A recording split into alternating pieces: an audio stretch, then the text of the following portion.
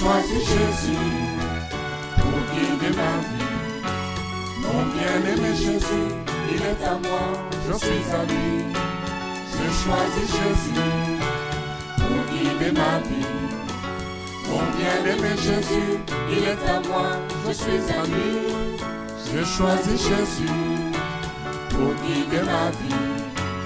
Mon bien-aimé Jésus, il est à moi, je suis à lui. J'ai choisi Jésus pour guider ma vie. Mon bien-aimé Jésus, il est à moi, je suis à lui. En marchant dans les chemins, dans les rues, observant tous les passants, chacun suivant sa propre voie, égoïstement, tristement, mon cœur rempli. Gloire à Dieu, nous continuons notre travail d'étude de la Bible. Il est écrit dans Matthieu 4,4, l'homme ne vivra pas seulement de pain, mais de toute parole qui vient de la bouche de l'Éternel, de toute parole. Donc nous sommes censés lire toute la Bible. C'est le travail que nous nous sommes donné, lire la Bible avec un certain nombre d'explications, voilà, pour la gloire de Dieu. Et nous prions que le Saint-Esprit nous aide dans cette tâche. Nous sommes arrivés au chapitre 21 du livre de 2 rois. Et c'est l'avènement de Manassé comme roi de Juda après son papa Ézéchias. Et Ézéchias a retenu beaucoup notre attention parce qu'il fut l'instrument de Dieu pour un réveil en son temps qui est un exemple pour le réveil auquel chaque chrétien, le groupe de chrétiens aspire. Et Ézéchias nous a montré l'exemple dans le bon sens, mais il a aussi été un exemple dans le mauvais sens, parce qu'il n'a pas su aller jusqu'au bout dans son amour pour son Dieu. Le fruit du réveil l'a corrompu. Voilà, donc à la fin, il a fait voir les richesses du pays à des étrangers. Il n'a pas obéi à la voix de Dieu. Vous savez, la volonté de Dieu, c'est quelque chose de très important. Et dans Ésaïe 55, le Seigneur dit, « Mes pensées ne sont pas vos pensées.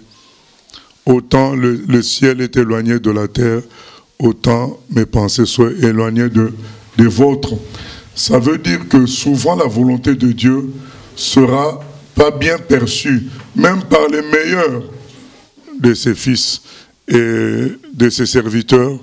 Et Ézéchias en fait partie, parce que Dieu lui dit, dis au revoir aux membres de tes familles, arrange ta succession et moi, je t'appelle à moi, donc tu vas mourir pour me rejoindre, arrange la succession. Mais Ézéchias n'a pas été d'accord. Il a dit, mais qu'est-ce que je fais comme mal?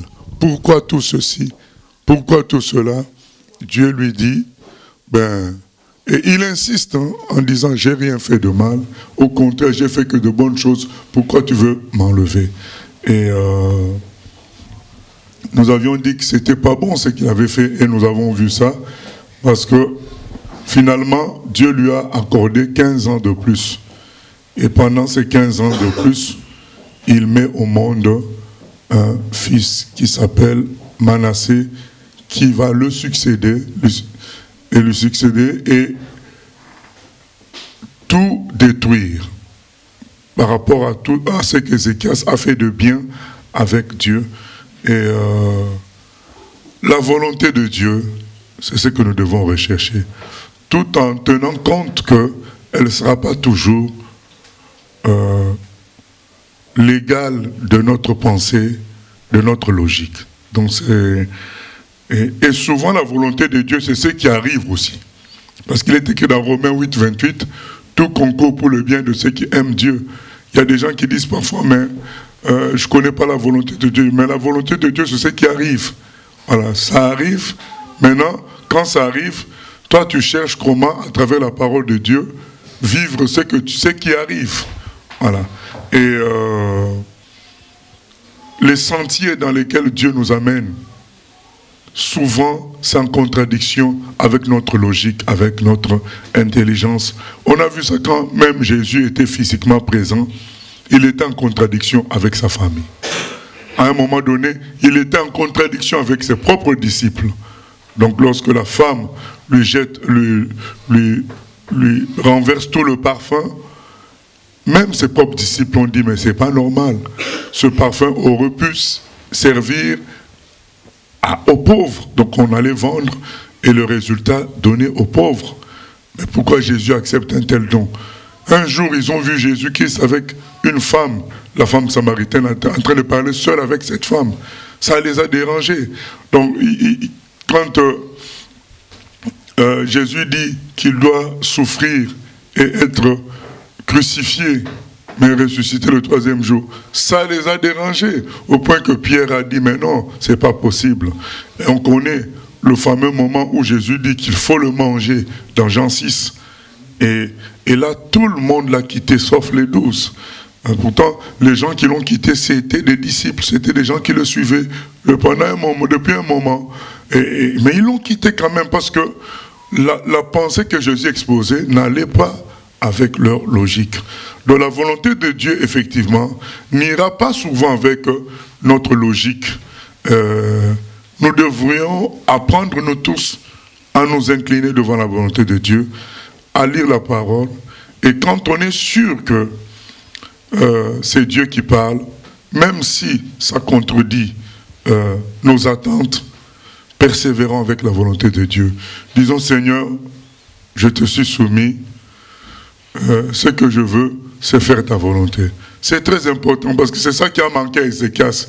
C'était un homme, comme on dit en parfait sous toutes les coutures. C'était très bon, tout ce qu'il avait fait. Très très bien. Sauf que, il y a eu un moment donné, il y a eu un problème entre sa volonté et la volonté de Dieu. En choisissant sa volonté, il a tout détruit. Mais en choisissant sa volonté, ça cache aussi le fait qu'il y a une semence mauvaise qui était entrée en lui. Voilà. Le fait de vouloir jouir des fruits du réveil d'une manière personnelle. Or, les fruits du réveil sont à la gloire de Dieu. Mais lui, il a voulu jouir de cela d'une manière personnelle. Sa délivrance, les richesses, tout ça. Et tout simplement la vie. Il a voulu jouir de cela d'une manière égoïste et personnelle, au lieu de saisir la volonté de Dieu qui était qu'il s'en aille au ciel. Il a préféré rester sur terre. Et en faisant sa volonté ainsi, il a détruit beaucoup de choses. On va voir comment tout ce que lui il avait construit sera détruit par son fils Manassé. Tout simplement parce qu'il a voulu faire sa volonté. Bien aimé, nous voyons comment les gens chutent. Les gens ne chutent pas forcément par des choses évidemment impures, comme ça en face. Mais ça commence souvent par le fait de vouloir faire sa volonté et non la volonté de Dieu. Que Dieu exprime clairement, et le Seigneur avait exprimé clairement sa volonté, mais Ézéchias n'a pas voulu. Et nous allons voir maintenant les dégâts causés par son refus. Il a mis au monde un fils, Manassé, qu'il prend le pouvoir à la mort d'Ézéchias. Alors celui-là, il va être l'un des plus grands pécheurs. Voilà, on va lire ça. 2 Rois, chapitre 21. 2 Rois, chapitre 21. Manassé avait 12 ans lorsqu'il devint roi, et il régna 55 ans à Jérusalem.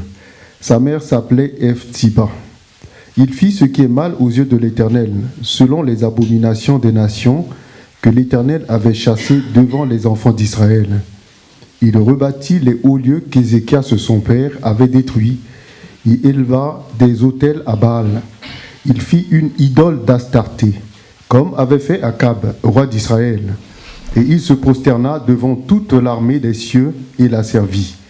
Il bâtit des autels dans la maison de l'Éternel, quoique l'Éternel ait dit, « C'est dans Jérusalem que je placerai mon nom. » Il bâtit des autels à toute l'armée des cieux, dans les deux parvis de la maison de l'Éternel. Il fit passer son fils par le feu. Il observait les nuages et les serpents pour en tirer des pronostics, et il établit des gens qui évoquaient les esprits et qui prédisaient l'avenir. Il fit de plus en plus ce qui est mal aux yeux de l'Éternel, afin de l'irriter. Il mit l'idole Astarté qu'il avait faite dans la maison de laquelle l'Éternel avait dit à David et à Salomon son fils. C'est dans cette maison et c'est dans Jérusalem que j'ai choisi parmi toutes les tribus d'Israël que je veux à toujours placer mon nom. Je ne ferai plus errer le pied d'Israël hors du pays que j'ai donné à ses pères, pourvu seulement qu'il ait soin de mettre en pratique tout ce que je leur ai commandé et toute la loi que leur a prescrite mon serviteur Moïse. Mais ils n'obéirent point, et Manassé fut cause qu'ils s'égarèrent et firent le mal, plus que les nations que l'Éternel avait détruites devant les enfants d'Israël. Voilà, bien-aimé, cet homme, quand il vient au pouvoir, il détruit tout, il rebâtit. Au verset 3, on nous dit, il rebâtit les hauts lieux qu'Ézéchias, son père, avait détruits. Donc tout ce qu'Ézéchias avait fait comme purification, lui, il a fait l'inverse. Il a fait une idole d'Astarté, comme avait fait Akab, roi d'Israël. Donc il a mélangé les péchés des rois de Juda et des rois d'Israël. Il a mélangé le péché de tout le monde. Lui, il a fait tout en consenté. Donc, il a fait l'idole comme avait fait Akab, roi d'Israël, et se prosterna devant toute l'armée des cieux et l'a servi. Il bâtit des autels dans la maison de l'Éternel, quoique l'Éternel ait dit, c'est dans Jérusalem que je placerai mon nom. Donc dans le temple de Dieu carrément, il bâtit des autels païens. Dans Deutéronome 18, le Seigneur donne un ordre. Il ne veut pas voir ce qu'on lit là au verset 6. Il fit passer son fils par le feu. Donc ceux qui font passer leur fils par le feu. Donc le Seigneur a clairement dit ça dans d'autres versets qu'il ne voulait surtout pas qu'on fasse cela. Il observait les nuages et les serpents pour en tirer des pronostics. Et il établit des gens qui évoquaient les esprits et qui prédisaient l'avenir. Il fit de plus en plus ce qui est mal aux yeux de l'Éternel afin de l'hériter. Vous voyez bien, mais tout ça suit quoi? Ça suit un réveil. Hein? Nous venons d'un réveil là. Ça ne suit pas un temps d'apostasie. C'est un temps de réveil. Ça rejoint ce que le Seigneur dit dans Matthieu 12. Qu'on va lire. Hein? Matthieu 12 au verset 40. 43 je crois.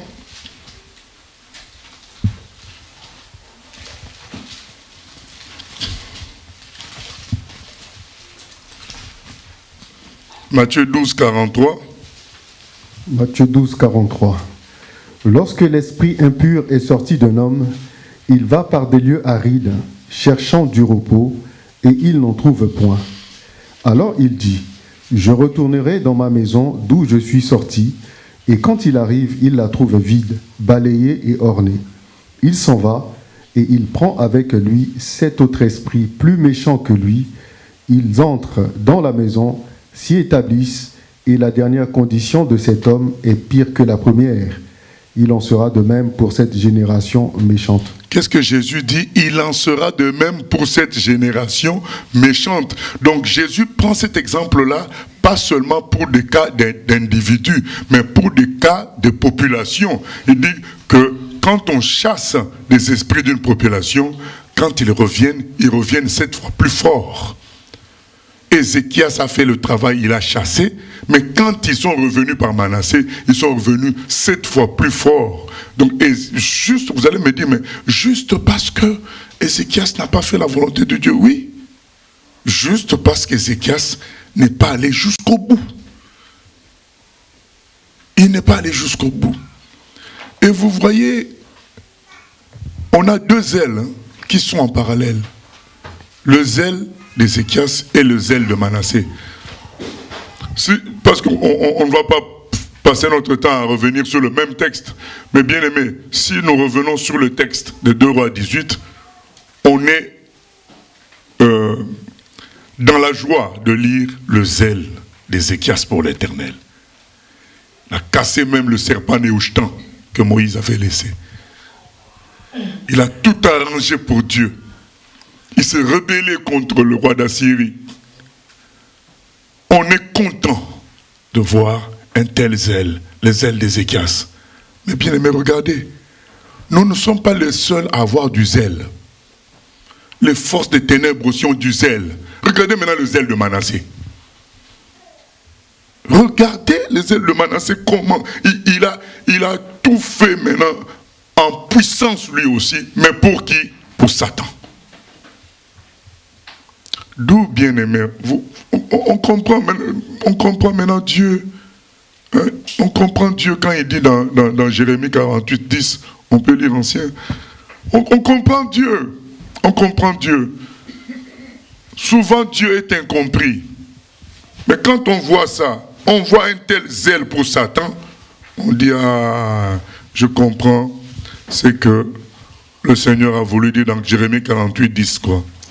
Jérémie 48, 10. Maudit soit celui qui fait avec négligence l'œuvre de l'Éternel. Maudit soit... Oui, pardon. Maudit soit celui qui éloigne son épée du carnage. Voilà. Maudit soit celui qui fait avec négligence l'œuvre de l'Éternel. Maudit soit celui qui retire l'épée, qui éloigne l'épée du carnage. Tu es en train déjà de gagner. Tu dis, j'ai gagné suffisamment pour Dieu et je m'arrête. Dieu dit, maudit sois-tu. Il faut aller jusqu'au bout. On se souvient de la colère du prophète Élisée vis-à-vis de Joas. Mais on lui demande d'envoyer des flèches. Il n'envoie que 3 flèches. Mais le prophète dit, mais t'es fou. Tu aurais dû envoyer toutes les flèches. Tu aurais battu les Syriens à vie. Là maintenant, en n'envoyant que 3 flèches, tu ne les battras que 3 fois. On sent la colère de Dieu lorsque les enfants de Dieu n'y vont pas à fond.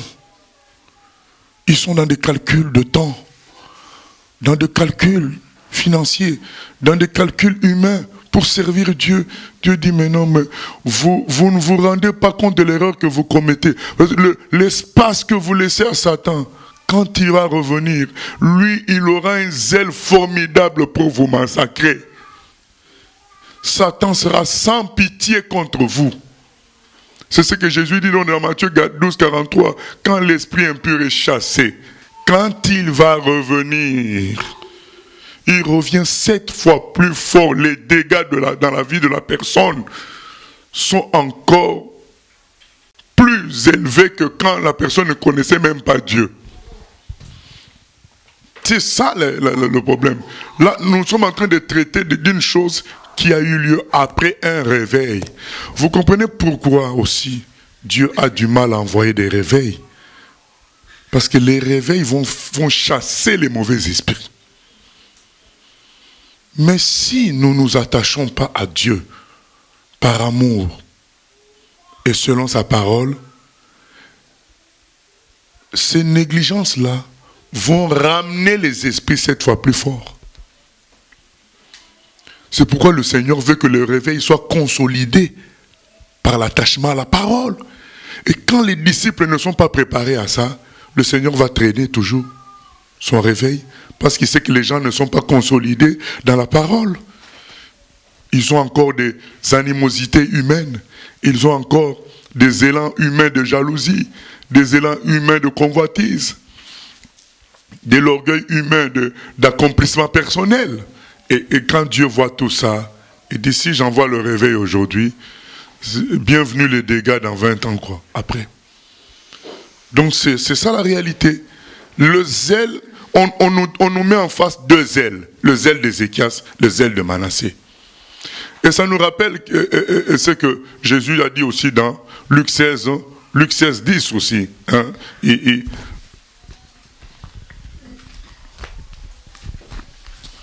Luc 16, 10, mais aussi dans Luc 16, dans d'autres endroits où il parle des enfants de lumière et des enfants des ténèbres.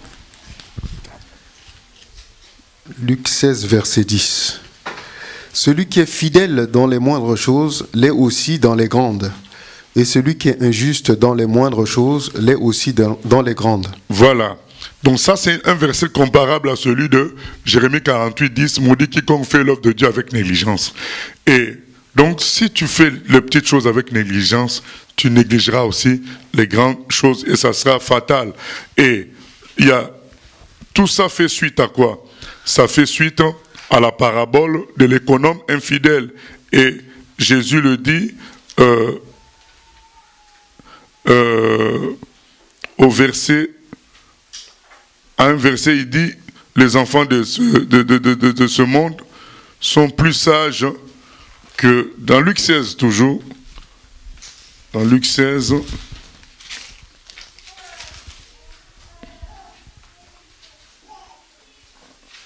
au verset 8. Le maître loua l'économe infidèle de ce qu'il avait agi en homme avisé, car les enfants de ce siècle sont plus avisés à l'égard de leurs semblables que ne le sont les enfants de lumière. Voilà, les enfants de lumière, c'est-à-dire les vrais enfants de Dieu, des gens qui ont vraiment fait une vraie alliance avec Dieu, malheureusement, ils ne sont pas avisés. À un moment donné, ils ramènent les raisonnements humains. Or, Dieu dit, dans Jérémie 48, 10, dans Luc 16, 10, il dit qu'il faut aller toujours à fond. Il n'y a pas que dans ce passage-là, il y a dans d'autres passages, donc, dans ce qu'on a lu, l'histoire de Joas, avec les flèches. Il faut toujours aller à fond, ne jamais laisser de l'espace à Satan. Donc quand il y a le zèle, quand il y a l'onction bien-aimée, va à fond avec ça. Prêche la vérité totalement. Ne calcule pas. Dis les choses. Il faut toujours aller à fond. Parce que c'est en allant à fond qu'on a la victoire. Parce que les autres, dès que ça sera leur tour, les forces des ténèbres, elles seront sans pitié. Donc, on voit le zèle de Manassé à faire les mauvaises choses. Un zèle sans pitié. Satan, quand il te tient, le voleur vient pour égorger, pour dérober, égorger et détruire. Donc il va aller à fond, il va te détruire à fond. À fond. Alors, maintenant, nous, quand on a l'onction, à un moment donné, nous aussi, on doit aller à fond. Sans pitié. Donc que nous prenions leçon sur l'histoire Ézéchias et Manassé. Il y a deux zèles. Le zèle de force des ténèbres. Eh bien, nous devons faire face à cela par notre zèle à nous. On ne demande pas de s'inventer de la force. Je dis bien, quand la gloire de Dieu est là, la puissance de Dieu est là, il faut aller à fond. Il ne faut jamais retenir la puissance de Dieu. Il faut aller toujours à fond de cette puissance sans entrer dans des raisonnements vains, dans des calculs humains. Oui, une question? Non. Nous continuons. Donc 2 Rois, chapitre 21, verset 10. Verset 10. Alors l'Éternel parla en ces termes par ses serviteurs les prophètes, parce que Manassé, roi de Juda, a commis ses abominations, parce qu'il a fait pis que tout ce qu'avait fait avant lui les Amoréens, et parce qu'il a aussi fait pécher Juda par ses idoles. Voici ce que dit l'Éternel, le Dieu d'Israël. Je vais faire venir sur Jérusalem et sur Juda des malheurs qui étourdiront les oreilles de quiconque en entendra parler. J'étendrai sur Jérusalem le cordeau de Samarie et le niveau de la maison d'Akab. Et je nettoierai Jérusalem comme un plat qu'on nettoie et qu'on renverse sens dessus-dessous après l'avoir nettoyé. J'abandonnerai le reste de mon héritage et je les livrerai entre les mains de leurs ennemis. Et ils deviendront le butin et la proie de tous leurs ennemis, parce qu'ils ont fait ce qui est mal à mes yeux, et qu'ils m'ont irrité depuis le jour où leurs pères sont sortis d'Égypte jusqu'à ce jour. Manassé répandit aussi beaucoup de sang innocent, jusqu'à en remplir Jérusalem d'un bout à l'autre, outre les péchés qu'il commit, et qu'il fit commettre à Juda en faisant ce qui est mal aux yeux de l'Éternel. Le reste des actions de Manassé, tout ce qu'il a fait, et les péchés auxquels il se livra, cela n'est-il pas écrit dans le livre des chroniques des rois de Juda? Manassé se coucha avec ses pères, et il fut enterré dans le jardin de sa maison, dans le jardin d'Uza. Et Amon, son fils, régna à sa place. Voilà, donc le monsieur a tellement détruit, amené les enfants d'Israël à pécher, que le Seigneur décide d'en finir avec le peuple de Juda aussi. Déjà, il avait déporté le peuple d'Israël, le royaume du Nord, et maintenant, il dit, mais bon, même le royaume du Sud n'est plus digne de demeurer, je vais, je vais aussi prendre les gens du royaume du Sud. Ça ne va pas les livrer entre les mains de leurs ennemis, parce qu'ils ont fait ce qui est mal à mes yeux, verset 15, ils m'ont irrité depuis le jour où leurs pères sont sortis d'Égypte jusqu'à ce jour.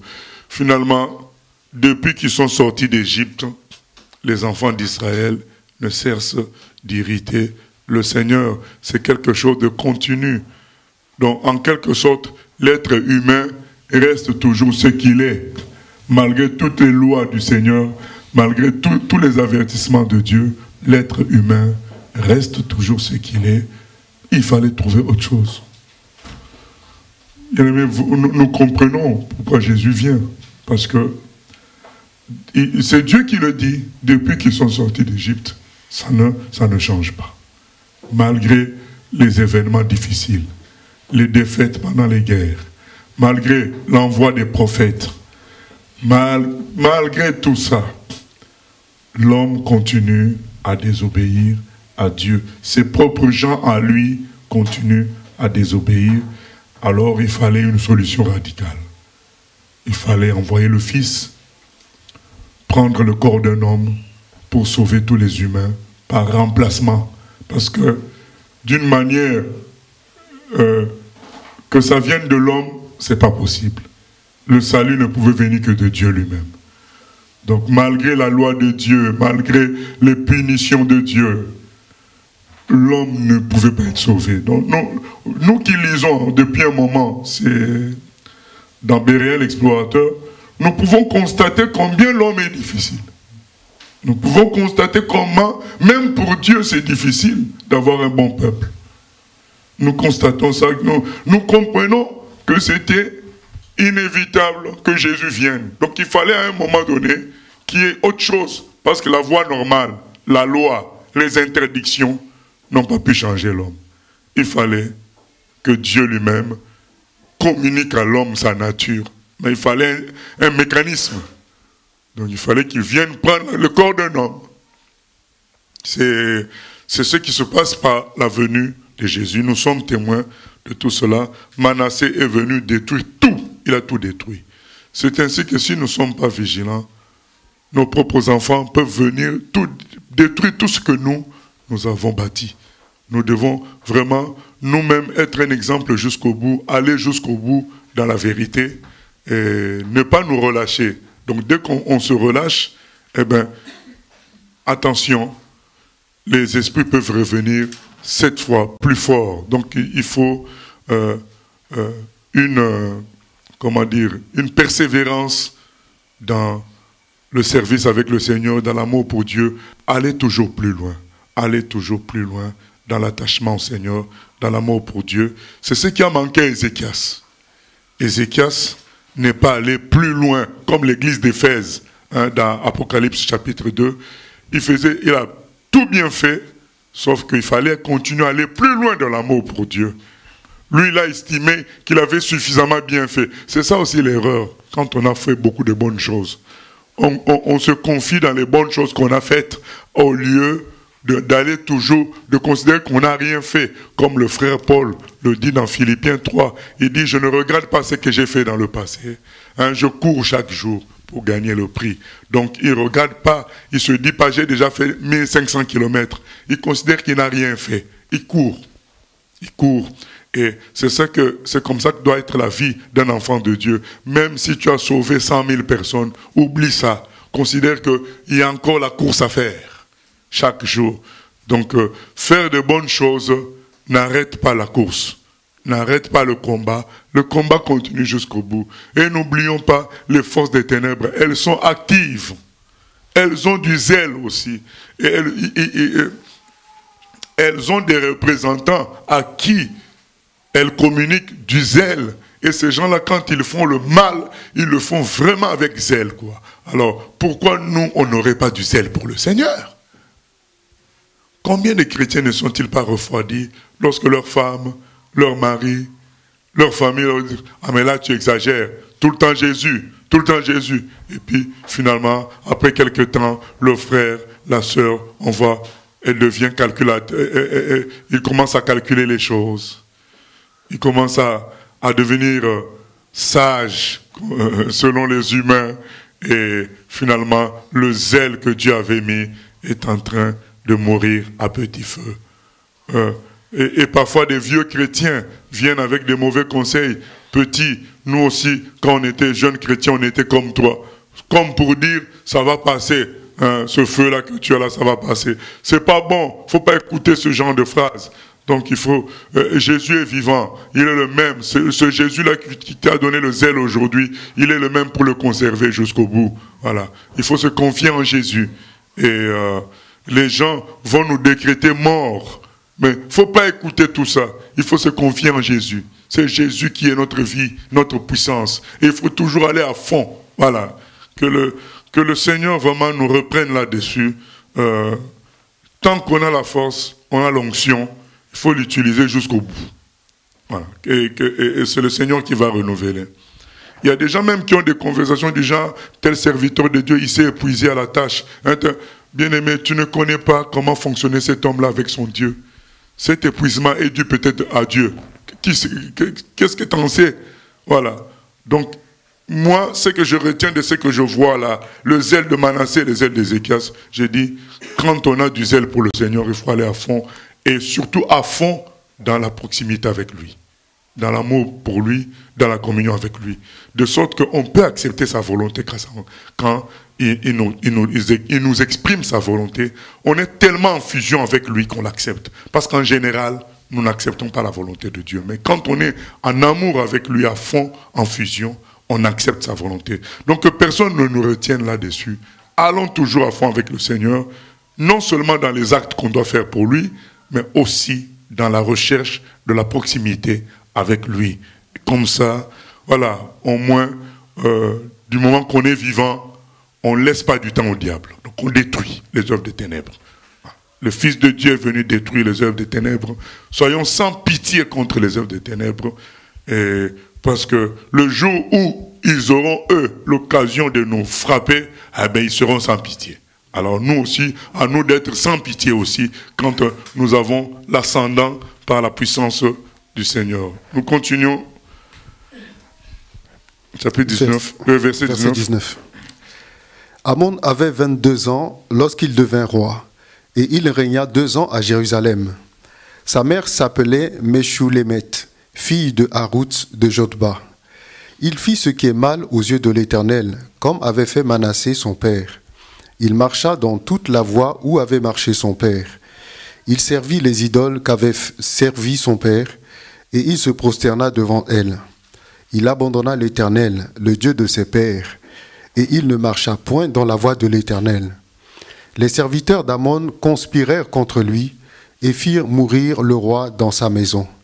Mais le peuple du pays frappa tous ceux qui avaient conspiré contre le roi Amon. Et le peuple du pays établit le roi Josias, son fils, à sa place. Le reste des actions d'Amon et ce qu'il a fait, cela n'est-il pas écrit dans le livre des chroniques des rois de Juda? On l'enterra dans son sépulcre, dans le jardin d'Uza. Et Josias, son fils, régna à sa place. Voilà, Josias, son fils, régna à sa place. Le successeur de Manassé continue sur la même voie. Voie des péchés, mélange de péchés d'Akab, de Jéroboam, des péchés des peuples que Dieu avait chassés devant eux. Donc ils ont mélangé tous ces péchés-là. Et finalement, une dernière tentative va arriver. Dieu va tenter encore de ramener son peuple à lui par un autre roi très important qui s'appelle Josias. Donc on a dit, il y avait David, il y a eu Salomon, mais qui a failli. Ensuite, il y a Ézéchias, puis Josias. C'est les rois importants que nous pouvons, lorsque nous lisons, importants vis-à-vis de la connaissance de Dieu. Voilà, vis-à-vis de la connaissance de Dieu. Les autres, c'est des rois, en quelque sorte, il y a eu des rois mauvais, il y a eu des rois plus ou moins moyens, mais les rois importants à étudier par rapport à la volonté de Dieu, c'est cela. Et surtout si on doit dire maintenant par rapport à la vérité de Dieu, il y a vraiment David, Ézéchias et Josias. Voilà, c'est des gens qui ont fait un vrai travail de réveil. Le Seigneur a apporté le réveil par ces trois-là. Et nous allons maintenant lire donc cette histoire du dernier roi par qui Dieu apporte un réveil. Il veut ramener son peuple à lui. C'est ça le réveil. Dieu veut ramener son peuple à lui.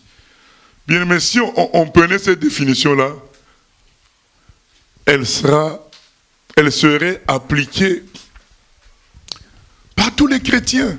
Mais quand nous voyons que la définition du réveil, comme quelque chose lié à la puissance de Dieu qui touche des masses d'un coup, beaucoup de gens diront, bon, nous on ne vit pas le réveil, on attend.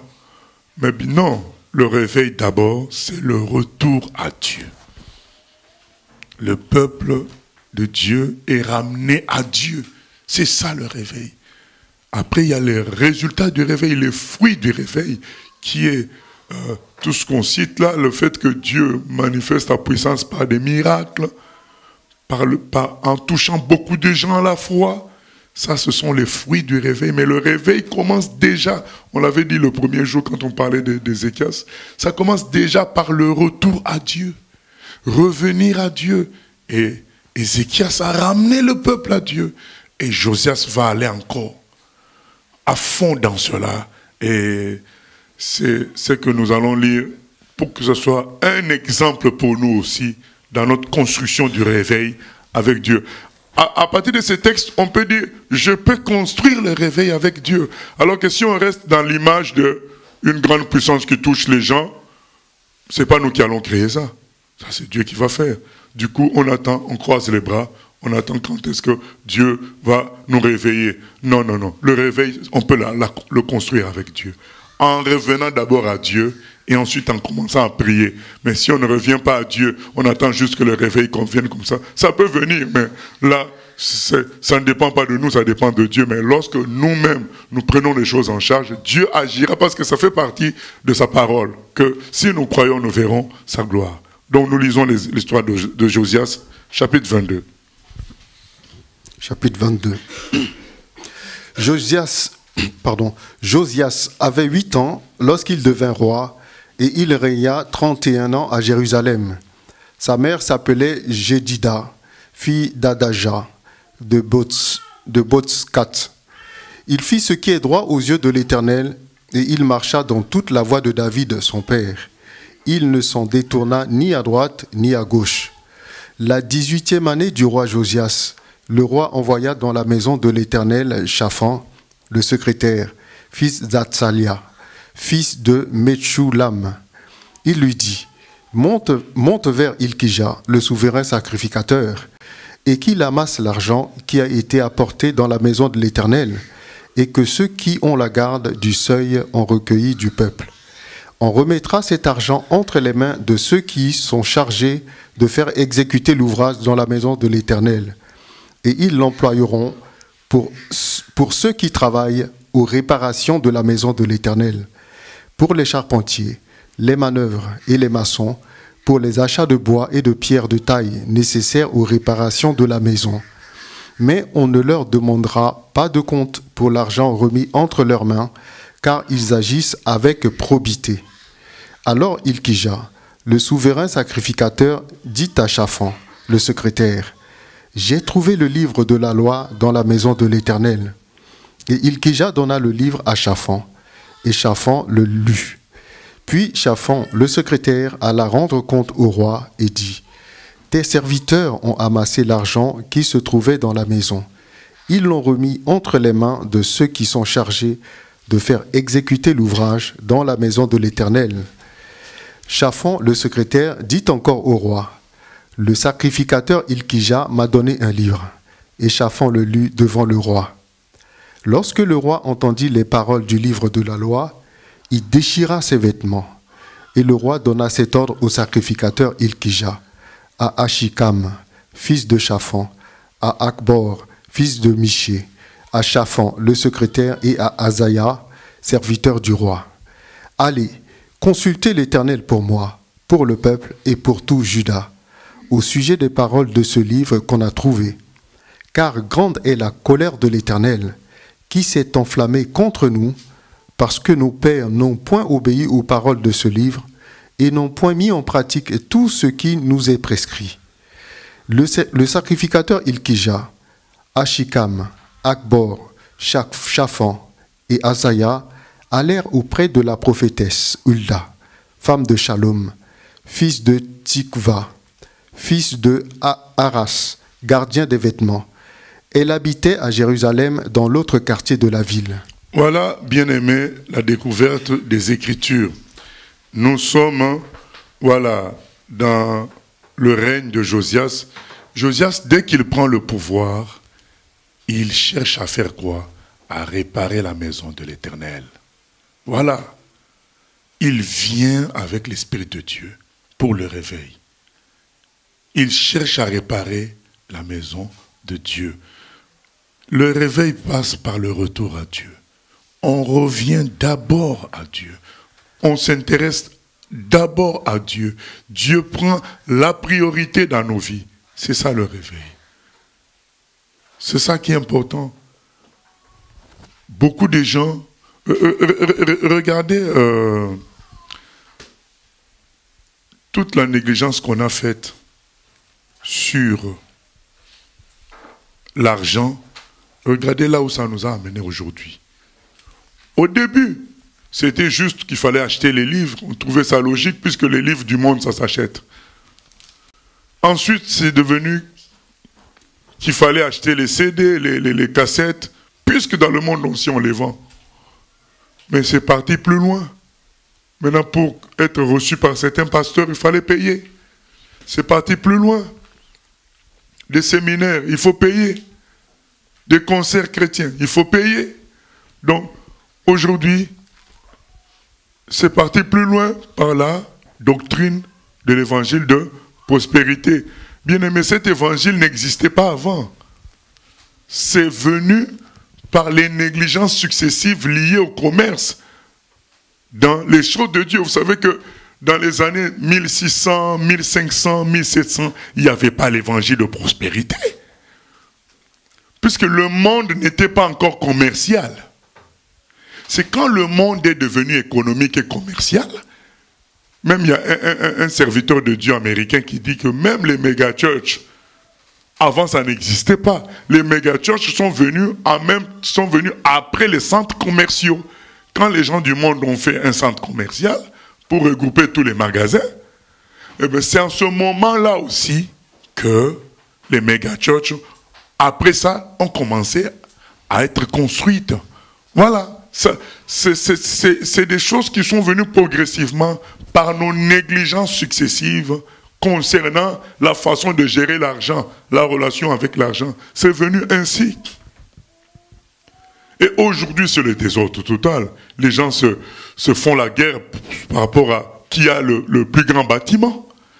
Donc tout ça, c'est des négligences successives. Aujourd'hui, les chrétiens, je veux dire, les gens qui se disent chrétiens, sont devenus des assoiffés d'argent, des assoiffés de projets humains, des assoiffés de postes à l'église, de pouvoir, parce qu'on a négligé succès. Donc, petit à petit, cette négligence-là a amené au fait que maintenant les faux serviteurs dominent ce qui peut être l'apparence de la chrétienté. Ils dominent parce que du moment qu'ils ont créé dans le cœur la convoitise, ils peuvent gérer cette convoitise-là comme ils veulent. Et nous, on s'est gosille à dire, c'est pas bon, c'est pas bon. Ah oui, mais d'accord, c'est pas bon, allez, restez dans votre coin. Nous, on continue. Voilà. Et surtout, s'ils peuvent ouvrir une erreur chez nous, c'est fini. Il faut même plus parler. Ah, mais vous-même, vous avez fait aussi ça. Oui, mais on a fait ça, on s'est repenti. On s'est repenti, on continue avec Jésus. Donc, Pierre ne devait plus prêcher. Mais il a continué à prêcher, malgré le fait qu'il avait renié le Seigneur une fois. Donc, voilà. Les négligences par rapport à la vérité, ça conduit à des gros dégâts que Manassé est venu faire, Amon est venu faire, et maintenant, le Seigneur envoie Josias. Maintenant, Josias, il se dit, première chose, parce que qui dit Dieu disait quoi? Le temple. Donc, dès que quelqu'un veut faire plaisir à Dieu, il pense au temple de Dieu. Et du coup, Josias se dit, je dois réparer la maison de Dieu.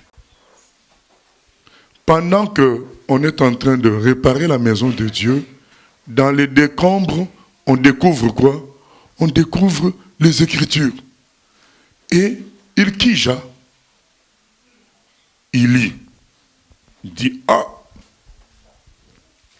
c'est compliqué ce que je lis, je vais donner à Shaphan, le secrétaire, il doit peut-être connaître même l'écriture plus que moi. L'écriture, c'est-à-dire la grammaire ou je ne sais pas quoi, on donne aux secrétaires qui lisent.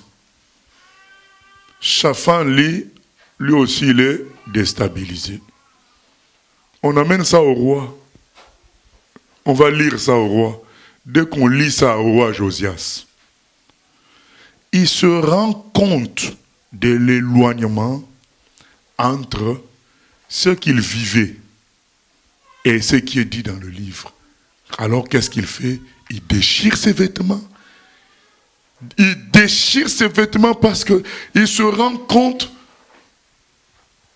du niveau de perdition, d'éloignement de son peuple par rapport aux attentes de Dieu. Il déchire ses vêtements. Bien-aimé, ce texte consacre l'importance des Écritures. Ce texte consacre l'importance des Écritures. Parce qu'après, qu'est-ce qu'il fait le roi? Il dit, ce que j'ai lu est trop grave. Allez consulter un prophète, une prophétesse, pour nous dire quelle est la volonté de Dieu. Donc on se rend compte qu'au moment où nous sommes en train de parler, il y avait un roi. Le roi était oint pour être par Dieu. Il y avait qui? Un souverain sacrificateur. Il était oint aussi pour ce travail-là. Il y avait qui d'autre? Il y avait des prophètes. En tout cas, il y avait au minimum une prophétesse, Hulda, dont il est question ici. Il y avait une prophétesse. Il y avait les 3 personnages de l'Ancien Testament qui recevaient l'onction. Le prophète, le sacrificateur et le roi. C'est les 3. L'un pour la politique, l'autre pour dire le message de Dieu, et le dernier pour encadrer le peuple de Dieu à obéir à la loi de Dieu par des sacrificateurs. C'est eux 3 qui recevaient l'onction. Et il y avait encore, en plus de ça, quoi, il y avait le temple. Alors, malgré le fait qu'il y avait ces 4 choses-là, le peuple était loin, loin de la volonté de Dieu. C'est ce qui amène Josias à déchirer ses vêtements. Comment il sait qu'ils sont si loin de la volonté de Dieu? Par les Écritures qu'ils sont en train de lire. Bien-aimés, les Écritures, c'est important. C'est capital. Voilà, vous voyez la touche qui se rajoute par rapport à l'histoire d'Ézéchias. C'est les Écritures. C'est la touche. Dieu veut dire, c'est les Écritures qui vous maintiendront dans ma volonté. Ce n'est pas le fait d'avoir un grand prophète, un grand roi, un grand sacrificateur. C'est les Écritures. Ils avaient tout ça. Mais il leur manquait les Écritures. Et quand les Écritures sont venues, tout est devenu clair.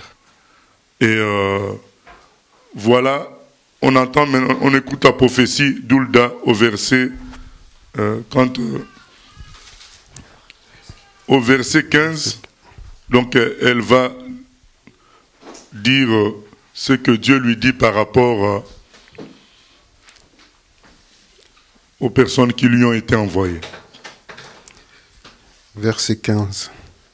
Après qu'ils lui eurent parlé, elle leur dit, « Ainsi parle l'Éternel, le Dieu d'Israël. Dites à l'homme qui vous a envoyé vers moi, ainsi parle l'Éternel. Voici, je vais faire venir des malheurs sur ce lieu et sur ses habitants, selon toutes les paroles du livre qu'a lu le roi de Juda. Parce qu'ils m'ont abandonné et qu'ils ont offert des parfums à d'autres dieux afin de m'irriter par tous les ouvrages de leurs mains. Ma colère s'est enflammée contre ce lieu, et elle ne s'étendra point. Mais vous direz au roi de Juda, qui vous a envoyé pour consulter l'Éternel. Ainsi parle l'Éternel, le Dieu d'Israël, au sujet des paroles que tu as entendues. Parce que ton cœur a été touché, parce que tu t'es humilié devant l'Éternel en entendant ce que j'ai prononcé contre ce lieu et contre ses habitants, qui seront un objet d'épouvante et de malédiction, et parce que tu as déchiré tes vêtements et que tu as pleuré devant moi, moi aussi j'ai entendu, dit l'Éternel. C'est pourquoi, voici, je te recueillerai auprès de tes pères. Tu seras recueilli en paix dans ton sépulcre, et tes yeux ne verront pas tous les malheurs que je ferai venir sur ce lieu. Ils rapportèrent au roi cette réponse. Voilà.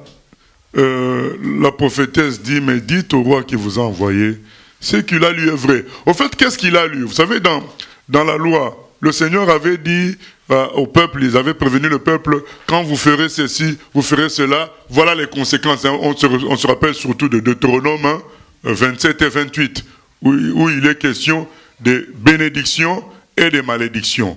Si vous obéissez, voilà ce qui va vous arriver. Si vous n'obéissez pas, voilà tout ce qui va vous arriver. Maintenant, Josias, quand on lit tout ça, il dit, oh, mais donc là, on est sous la malédiction. Parce que nous, tout ce que moi je vois que mes parents ont laissé, c'est le contraire de ce que Dieu dit. Alors il se dit, mais on est perdu. Il déchire ses vêtements. On fait quoi? Dans son effroi, il demande à ce qu'on aille voir la prophétesse. Il dit, mais là on fait quoi? La prophétesse dit, il n'y a rien à faire. C'est décidé par Dieu. Tous les malheurs qu'il y a dans ce livre-là s'accompliront maintenant. Mais pour toi qui as compris, ça ne s'accomplira pas pour toi. Toi, tu seras mis à part. Tu éviteras tout ça. Mais après toi, ça va s'accomplir. Voilà, bien-aimés. Vous savez, finalement, les affaires sont des affaires personnelles. À un moment donné, il faut sauver sa vie. On ne peut pas, parce que là, quand on lit comme ça, et Josias, il veut changer les choses pour tout le monde. On lui dit, oh papa, c'est trop tard. C'est trop tard. Monsieur, c'est trop tard. Maintenant, c'est ta vie que tu dois sauver. On y arrivera dans Jérémie. Hein. Dans Jérémie, il y a monsieur Baruch qui s'inquiète. Ah oui, les malheurs m'arrivent. On lui dit, écoute Baruch, le malheur arrive à tout le monde. Toi, considère déjà que tu respires, que tu es la vie, c'est ça ton cadeau. Voilà ce que Dieu lui dit. Mais on y arrivera. C'est pour dire qu'à un moment donné, nous, on veut changer l'humanité. Mais n'oublions qu'on a notre vie personnelle à sauver. Hein? Voilà. Donc, à un moment donné, donc, dans ta quête de changer l'humanité, ne néglige pas ton propre salut. Voilà. C'est que, là, on voit avec Josias. Il veut tout arranger, mais on lui dit, d'accord, c'est bien ton intention, mais tes intentions, là, te sauveront toi-même. Voilà. Parce que les autres ne veulent pas. Oui? Question? Question Internet. Lors de la tentation dans le désert, Jésus n'a pas cédé face à Satan. Est-ce en quelque sorte, c'est aussi qu'il a racheté ce que le peuple d'Israël n'a pas réussi lorsqu'ils étaient dans le désert, en cédant à l'idolâtrie, à la convoitise? Oui. Donc il a fait l'inverse de ce qu'Adam. C'est plutôt Adam. Hein. C'est Adam qui introduit le péché et Jésus-Christ est victorieux du péché. Voilà, c'est ce qui s'est passé lors de la tentation au désert. Il a pu déjouer ce que Satan avait réussi à faire à notre ancêtre Adam, l'ancêtre aussi de Jésus, puisque Jésus est le dernier Adam. Voilà, il est le dernier Adam. C'est lui qui, comme un Josias, comme un Ézéchias, il vient mettre fin à la domination de Satan sur les humains en triomphant, lui, de la tentation, voilà, qui avait fait tomber Adam. Deuxième question. Pour quelle raison le Seigneur dit dans le livre d'Apocalypse qu'il est l'étoile du matin? L'étoile brillante du matin? Oui. Pour quelle raison? Je crois que l'étoile brillante du matin, ça annonce le matin. C'est-à-dire que le Seigneur envoie Jésus comme étant l'étoile brillante du matin. Donc après Jésus, c'est là qu'on va connaître le soleil de justice. Donc Jésus est un signe qui nous montre que le matin arrive, quoi. Le matin, c'est le temps où il n'y aura plus de problèmes, plus de souffrances, plus de difficultés. Ça sera le jour, quoi. Matthieu 11, verset 22 dit « Le royaume des cieux est forcé ». Est-ce que ce verset correspond avant la venue de Jésus ou après? Car la marche chrétienne est violente et tous les jours, il faut se faire violence. Non, ce verset est valable à tout moment. Le royaume de Dieu, Jésus dit que depuis avant Jean-Baptiste jusqu'à Jean-Baptiste, le royaume de Dieu est forcé. Ce sont les violents qui s'en appartent. C'est la même chose jusqu'aujourd'hui. C'est-à-dire que tu as devant toi les promesses, mais tu as devant toi la réalité des petits humains que nous sommes face aux grandes tentations du diable, à ces grandes forces qui démontrent à travers les pouvoirs politiques, les pouvoirs économiques, tout ça. Mais il faut être dans une certaine violence pour dire « mais non, je vaincrai malgré tout ». Voilà. C'est cette violence-là que Dieu nous réclame. La violence de croire en sa parole et d'avancer avec ça devant des ennemis qui paraissent plus grands que nous. C'est cette violence-là qui nous est réclamée. Et jusqu'aujourd'hui, il nous faut cette violence-là. Chaque jour, tu te réveilles, tu dis « bon, je suis malade, je ne suis pas bien, mais Dieu, lui, il est vivant ». En fait, tu confesses quelque chose qui est le contraire de ce que tu vis. C'est une sorte de violence. Cette violence est nécessaire pour triompher sur la terre. C'est bon? Ok, nous continuons.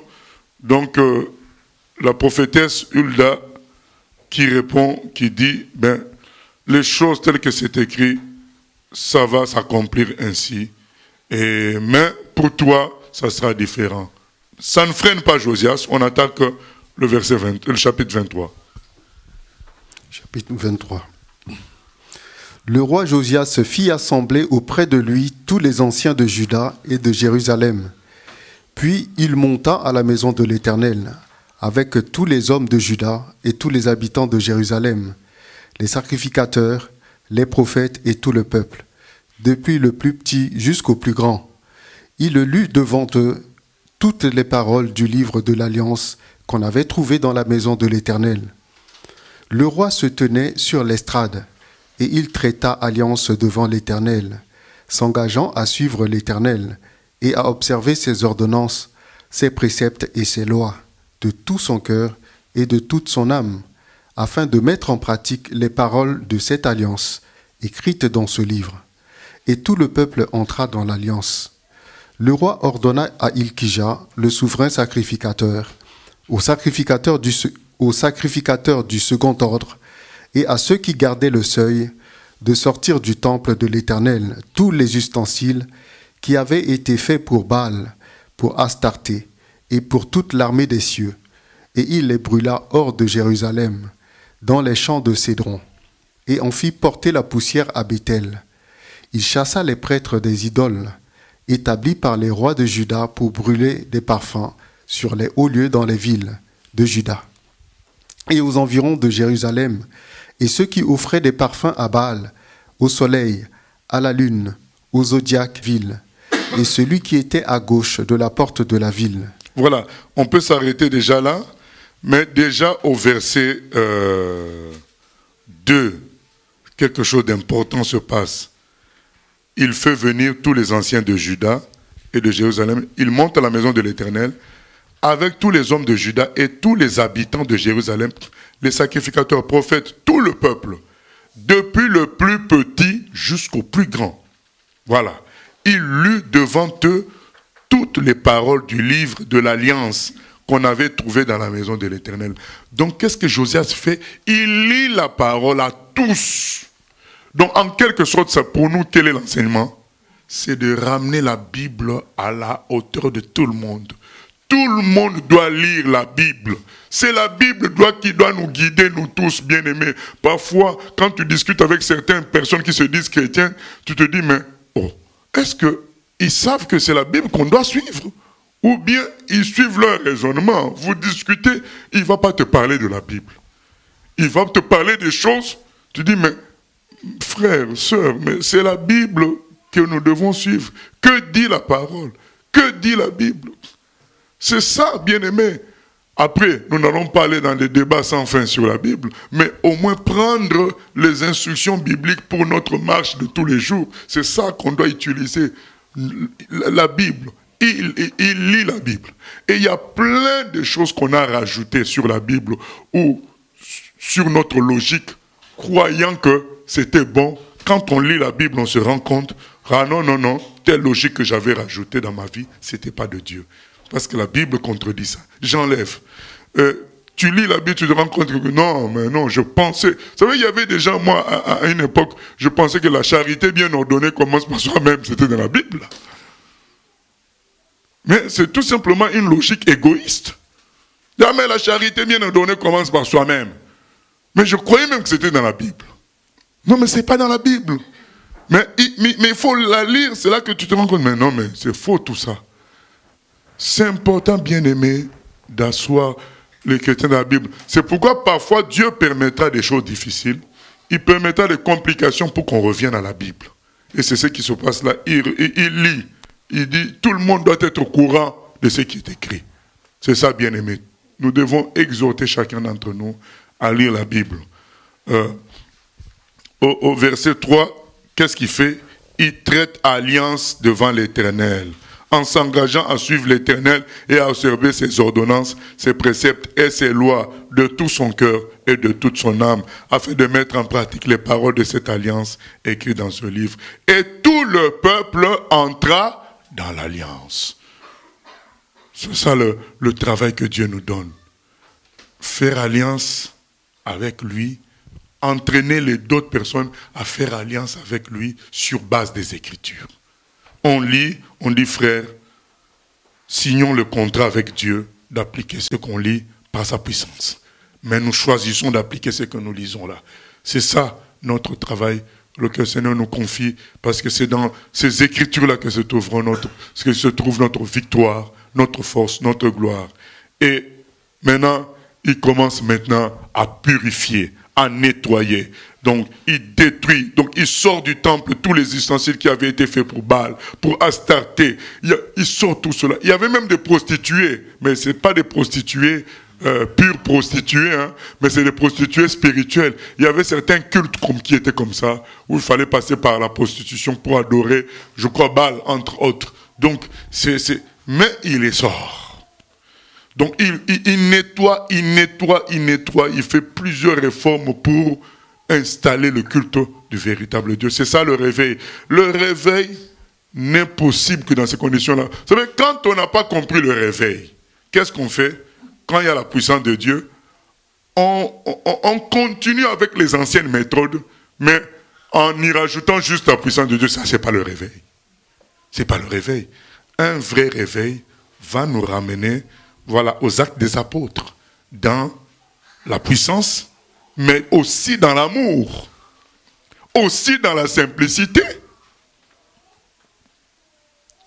Il y avait une telle simplicité dans chaque personne, dans les actes des apôtres, un tel amour les uns pour les autres et pour Dieu.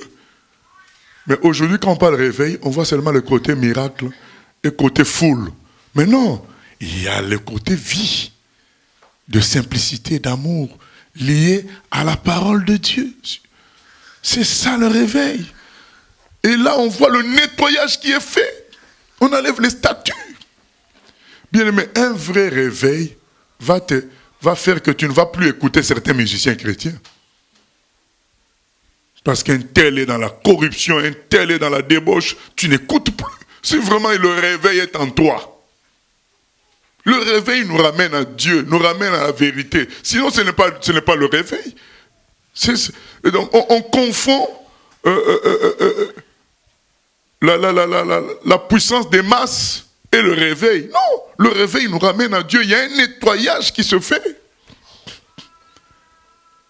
Dans Actes des Apôtres, chapitre 19, quand il y a eu le réveil à Éphèse, les gens ont pris des livres de magie, ils sont venus brûler en public.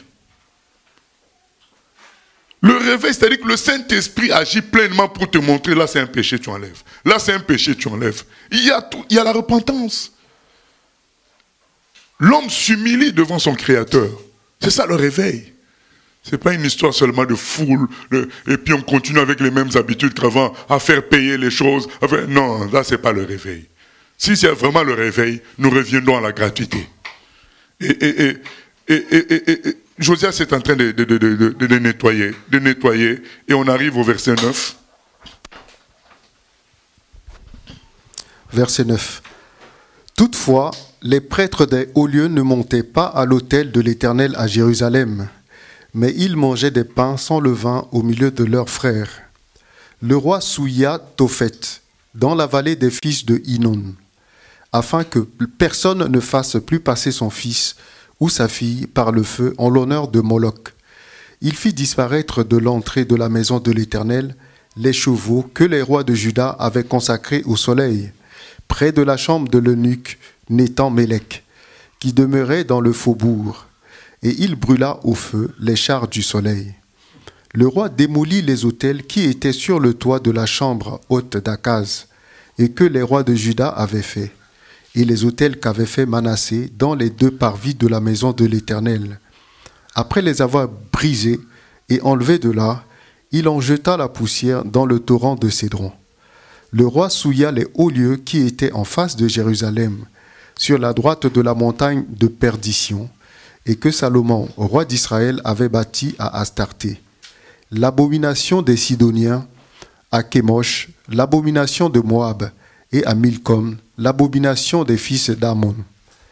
Il brisa les statues et abattit les idoles, et il remplit d'ossements d'hommes la place qu'elles occupaient. Il renversa aussi l'autel qui était à Béthel, et le haut lieu qu'avait fait Jéroboam, fils de Nébat, qui avait fait pécher Israël. Il brûla le haut lieu et le réduisit en poussière, et il brûla l'idole. Josias, s'étant tourné et ayant vu les sépulcres qui étaient là, dans la montagne, envoya prendre les ossements des sépulcres, et il les brûla sur l'autel et le souilla, selon la parole de l'Éternel prononcée par l'homme de Dieu, qui avait annoncé ces choses. Il dit, « Quel est ce monument que je vois ?» Les gens de la ville lui répondirent, « C'est le sépulcre de l'homme de Dieu qui est venu de Juda et qui a crié contre l'autel de Béthel ces choses que tu as accomplies. » Et il dit, « Laissez-le, que personne ne remue ses os. » On conserva ainsi ses os avec les os du prophète qui était venu de Samarie. Josias se fit encore disparaître toutes les maisons des hauts lieux qui étaient dans les villes de Samarie et qu'avaient faites les rois d'Israël pour irriter l'Éternel. Il fit à leur égard, entièrement comme il avait fait à Béthel. Il immola sur les autels tous les prêtres des hauts lieux qui étaient là, et il y brûla des ossements d'hommes. Puis il retourna à Jérusalem. Amen. Josias va faire un travail complet de nettoyage. Il va plus loin même qu'Ézéchias, parce qu'il va même en dehors du territoire de Juda. Il va jusqu'au territoire de Béthel, qui n'est plus. Il n'y a plus les Israélites d'avant comme autrefois, mais il y va quand même pour nettoyer jusqu'à Béthel, qui est en dehors des limites de son territoire.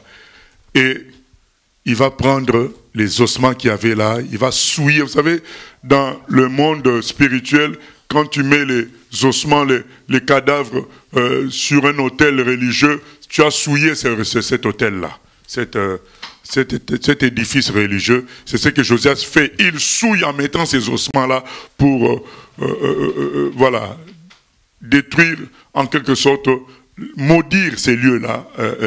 Et c'est ce qu'il fait à Béthel, et il brûle les eaux. Les gens, à un moment donné, il voit un monument. Il dit, mais c'est quoi? On lui dit, mais c'est ce que tu fais là, ce que tu es en train de faire.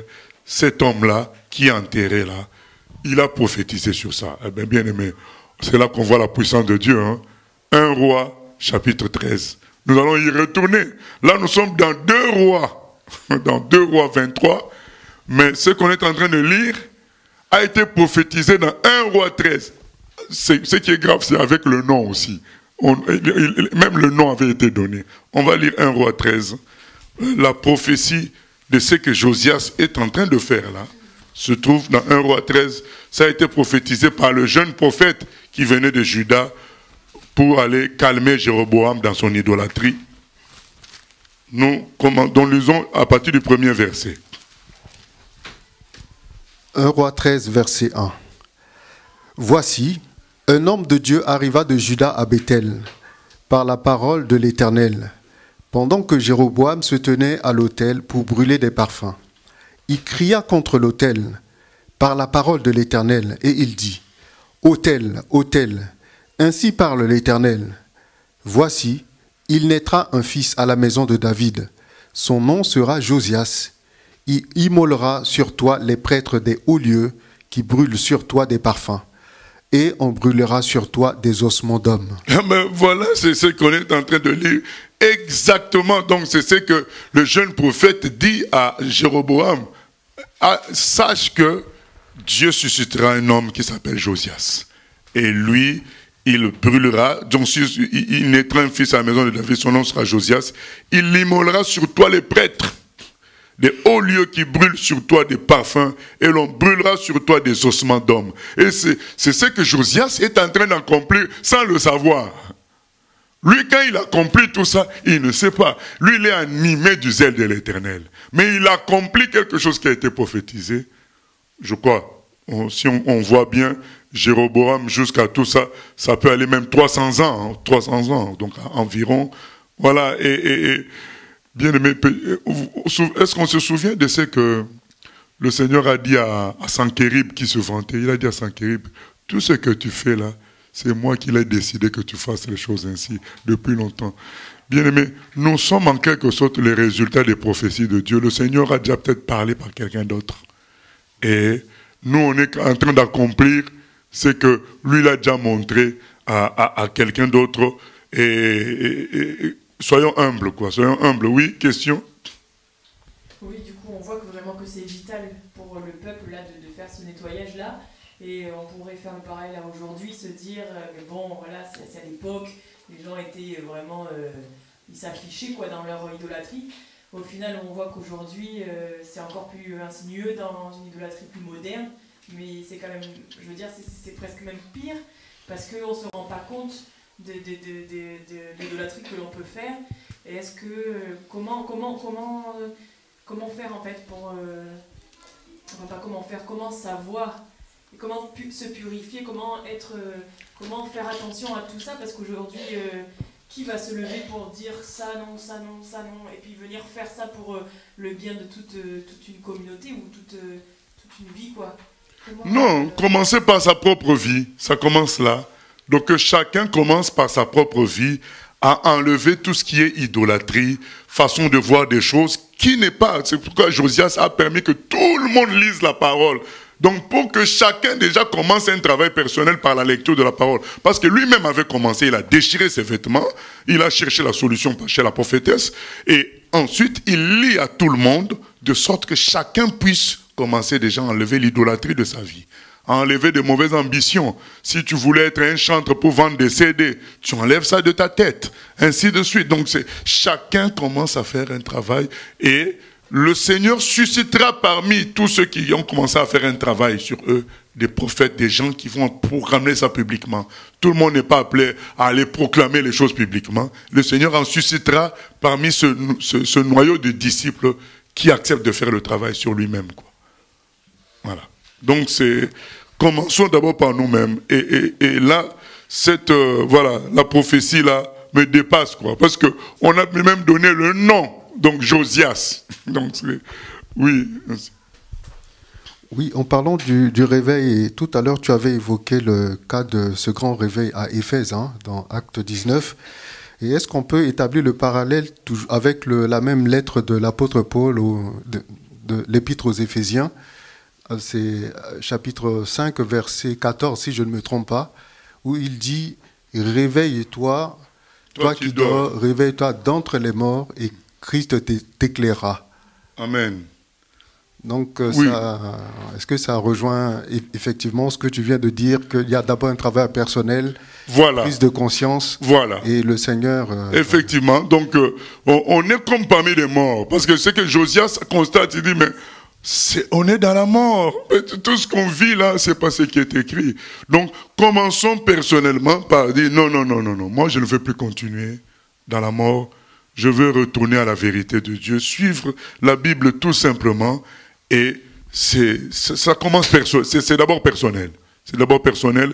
Et quand c'est personnel comme ça, Dieu va allumer chez quelqu'un d'autre. Il allume chez quelqu'un d'autre. Et il va vous rassembler. Et ainsi de suite, les choses vont prendre une autre tournure. Mais beaucoup attendent comme ça froidement qu'il y ait un réveil, une puissance qui va... Non, ça commence par un retour à Dieu.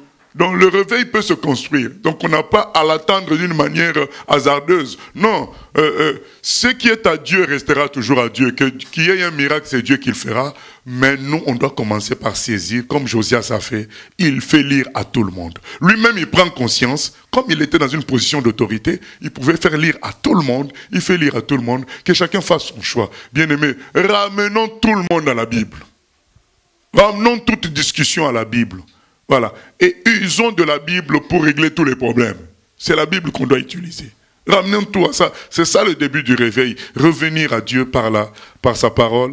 Et là, Josias est en train d'accomplir, sans qu'il le sache, c'est que ce jeune prophète avait prophétisé. Dieu suscitera de David un garçon qui se nommera Josias. Il brûlera, il fera un massacre ici à Bethel et il prendra des ossements, il les brûlera là. Et c'est ce qu'il est en train de faire. Donc au verset 17, il dit, quel est ce monument que je vois? Les gens de la ville lui répondirent, c'est le tombeau de l'homme de Dieu qui est venu de Juda et qui a crié contre l'autel de Bethel ces choses que tu as accomplies. De sorte que, bien-aimés, nous nous rendons compte que nous sommes des instruments du Seigneur et que le Seigneur a préparé les choses à l'avance. Personne n'est fort, personne n'est quelqu'un. Je me souviens une fois, j'étais à la Baule, il y a plus de 10 ans, pour prier pour un mariage. Et j'avais prêché avant la bénédiction d'une manière volontaire pour dénoncer le mal et amener les gens au salut, de sorte que à la fin, j'ai fait l'appel, quoi. J'ai dit, qu'est-ce qui veut te sauver? Mais les gens qui étaient là, qui étaient dans ce mariage-là, bien aimés, ils avaient des regards méchants sur moi, et puis la plupart étaient des gens bien placés qui ne voulaient pas entendre parler de Dieu. Alors, mais malgré leur tête, donc j'ai pas tenu compte, j'ai annoncé l'évangile et j'ai demandé si quelqu'un parmi eux voulait être sauvé. Il y a quelqu'un qui a levé la main et à la fin, je suis parti voir la personne. J'ai dit, mais alors, qu'en est-il? Vous voulez vraiment accepter Jésus pour... Il me dit, non, je suis déjà chrétien. Moi, je dis, mais pourquoi vous avez levé la main? J'ai levé la main pour vous encourager, parce que le courage que vous avez eu de prêcher devant ces gens-là, ça m'a dépassé. Alors, j'ai levé la main pour que vous sachiez que Dieu est avec vous. On m'a dit, mais non, mais c'était pas nécessaire, mais bon. Et puis, il me dit, mais nous, on vient nous venons de Caen, et à t'entendre prêcher, nous nous sommes dit que Dieu nous a exaucés, parce que nous voulions pour la Normandie quelqu'un comme vous. Et ça fait des années, ça fait plus de 20 ans qu'on prie que Dieu nous envoie quelqu'un comme vous dans cette région. Et nous vous avons vu, et nous savons que Dieu nous a exaucés. Voilà. Bien aimés, c'est des choses spirituelles. Dieu gère toutes ces choses-là. Il gère toutes ces choses. Nous sommes là, tu ne sais pas comment tu arrives ici, mais c'est le plan de Dieu. Parce que ce que tu fais là, lui, il a déjà écrit ça à l'avance pour toi. Et tant que nous sommes dans l'obéissance, le projet de Dieu s'accomplira. Donc nous devons être dans l'obéissance et surtout ne pas nous vanter, se vanter, parce que finalement, nous ne sommes que des pions. Voilà, c'est Dieu qui est l'ouvrier, l'artisan qui agit, qui nous utilise. Et c'est important de réaliser ça. Et ça calme aussi, ça donne aussi la paix. Tu te dis, ah bon, je suis entre les mains de Dieu, quoi, voilà. Tout ce qu'il me demande, c'est d'être obéissant, et ses projets s'accompliront. Comme Josias, il est en train d'accomplir des choses, mais c'est Dieu qui avait déjà dit ça, qui avait déjà dit tout cela à l'avance. Et il dit donc qu'on laisse les ossements de ce prophète-là, et il a fait un grand nettoyage, plus qu'Ézéchias même. Il est parti plus loin qu'Ézéchias. Ça, c'est la dernière tentative du Seigneur de ramener son peuple. C'est avec Josias. Donc il y a eu Ézéchias, il y a eu Josias. Tout ça vient après que le royaume du Nord soit dissous. Et maintenant, le Seigneur essaye de travailler avec le royaume du Sud. Il essaie avec Ézéchias, avec Josias. Et ça va continuer. Nous arrêtons pour aujourd'hui ici pour avoir aussi le temps de prier. Et, nous allons donc prier que le Seigneur nous pardonne toute forme de négligence. Peut-être que toi, tu n'as pas négligé, mais tu demandes quand même pardon par rapport à l'Église, corps du Christ. Qu'on demande pardon par rapport à toute négligence des Écritures. Même dans la gestion des problèmes, même à la maison, est-ce que tu gères les problèmes en fonction des Écritures? Dans les conseils que tu donnes aux uns aux autres, est-ce que tu donnes les conseils en fonction des Écritures? Dans la façon de recevoir les mauvaises nouvelles, de vivre les mauvais événements, est-ce que tu les vis avec les Écritures ou tu vis ça selon la logique humaine? Donc demandons pardon de cette négligence qui a fait déchirer les vêtements de Josias. Seigneur, lorsque nous lisons les Écritures, nous voyons combien nous en sommes éloignés aujourd'hui, Seigneur, et nous venons prier pour te demander pardon, Seigneur, de la négligence des Écritures dans la gestion de nos affaires, Seigneur. Aide-nous à utiliser les Écritures dans tout ce que nous faisons ici sur terre. Et nous te demandons pardon, Seigneur, d'avoir géré les choses en fonction de notre intelligence. Nous te demandons pardon d'avoir géré les choses en fonction du réalisme humain. Nous te demandons pardon d'avoir géré les choses en fonction du regard des autres. Nous te demandons pardon d'avoir géré les choses en fonction du nombre. Plus le nombre pense d'une manière, nous aussi on a épousé cette manière-là. Nous te demandons pardon d'avoir géré les choses en fonction de l'héritage de nos prédécesseurs au lieu de vérifier dans la parole. Nous te demandons pardon, Seigneur.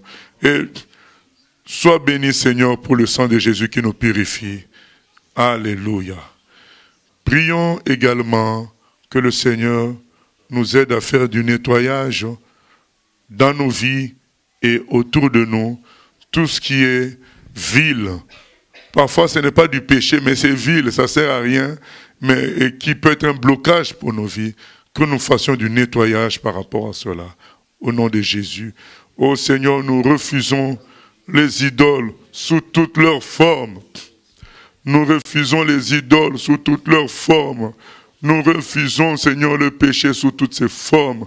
Nous refusons tout cela, Seigneur. Nous prions que tu nous éclaires sur le nettoyage à faire dans nos maisons, Seigneur. Enlever les choses qui ne glorifient pas ton nom, Seigneur. Dans le nom de Jésus-Christ.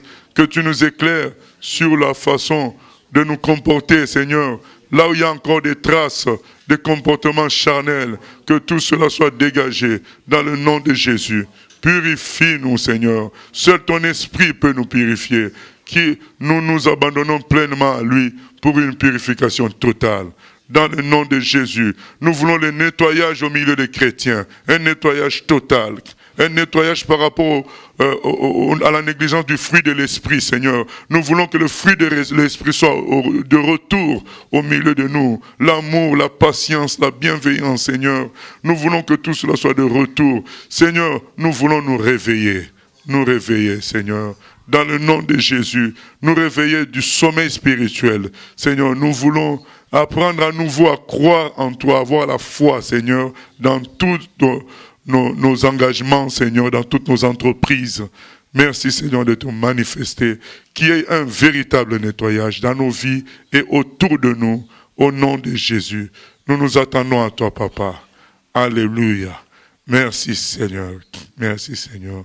Prions également que le Seigneur nous aide à avoir un cœur simple, un cœur qui l'écoute, un cœur de disciple pour l'écouter et faire sa volonté à chaque fois. Oh Seigneur, Nous ne voulons pas tomber dans l'erreur dans laquelle est tombé Ézéchias, en ne voulant pas t'écouter quand tu as manifesté ta volonté, Seigneur.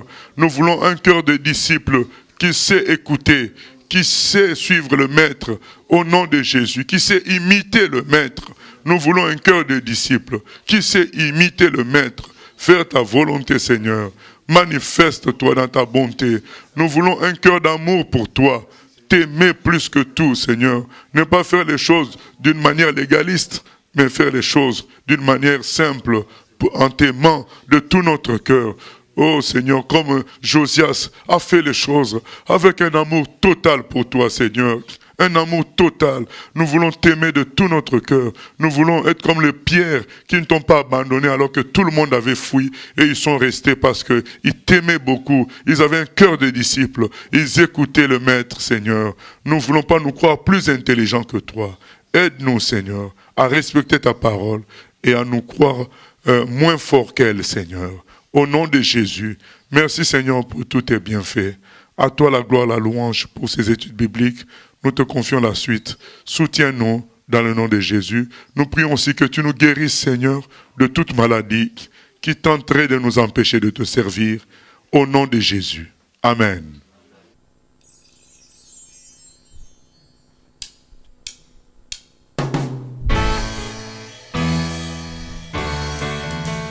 J'ai choisi Jésus pour guider ma vie. Mon bien-aimé Jésus, il est à moi, je suis à lui. J'ai choisi Jésus pour guider ma vie. Mon bien-aimé Jésus, il est à moi, je suis à lui.